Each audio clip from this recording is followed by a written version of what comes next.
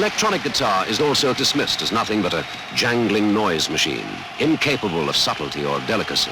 Lead guitarist Eric Clapton has built his reputation as a blues player on just these qualities, subtlety and delicacy. He explains, for example, how his guitar has 4 primary controls, controls for volume and controls for tone quality. Those 2 are the volume. This one is for that pickup, and that one is for that pickup. And this is the tone for that pickup, and this is the tone for that pickup.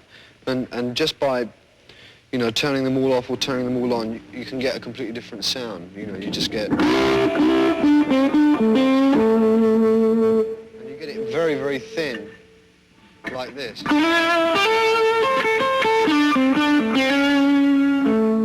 It's what you play when you've done that makes a difference, you know, because you can play... What do you mean by that? Well, you know, just the amount of pressure you put on with the flat pick, you know, because you can hit the strings very hard or hit them very soft, you know, or just touch them at any volume. You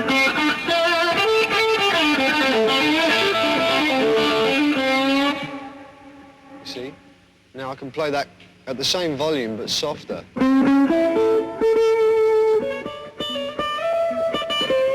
The sound that's characteristic of electric guitars is the wow-wow effect that you make with the pedal.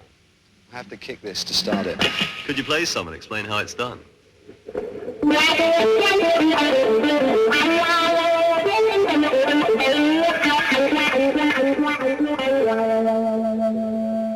As I rock the pedal, you can hear it through the amplifier. As I rock the pedal, it takes bass off and puts treble on, you see, like that. So in actual fact, your volume isn't going down very much, but the tone is going wah-wah, like that. Another characteristic of your particular playing is a kind of whining noise, usually described as woman tone. Yeah, let me turn this thing off. Can you tell us what that is? The woman tone is produced by using either the bass pickup or the lead pickup, but with all the bass off. And in fact, if you use both pickups, you should take all the bass off on the tone control. That is to turn it down to 1 or 0, you know, on the tone control, and then turn the volume full up, you know. And it's supposed to sound like this.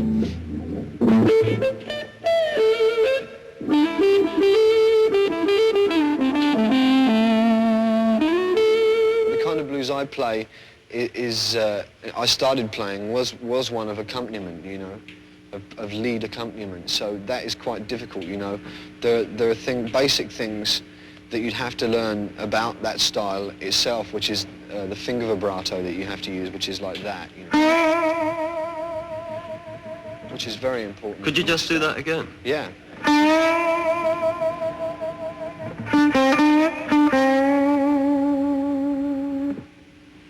You see, that itself is very difficult, can take you a long, long time to play and get that perfected. When you're improvising, do you use stock phrases as the raw material? And if so, can you share some? Yeah, there are phrases that I always play, that are stock phrases that I work from, you know, which are just like...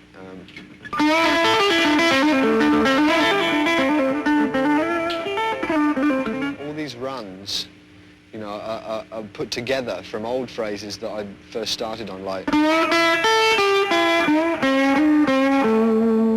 And now they're just all kind of messed up with other things which I learned like that, you know, which is... If a guy likes playing football, then that's what he'll use to get all of his kind of basic kind of angry bits out of him, you know, that you build up through any day, you know. You can just, like, someone will toot the horn in the car behind you and you'll get angry and you'll have no release for it, you know. Well, that happens to everybody, but you know, like, I've got the advantage of being able to sort of play that out on the guitar by being sort of fairly aggressive in the way I play, not the way I use it. Well, that can be done too, you know, with people like The Who. Can you show us? And Pete Townsend. What do you mean, you want me to break the guitar up? Well, no, not quite. Just an example of aggression in your music. Yeah, right.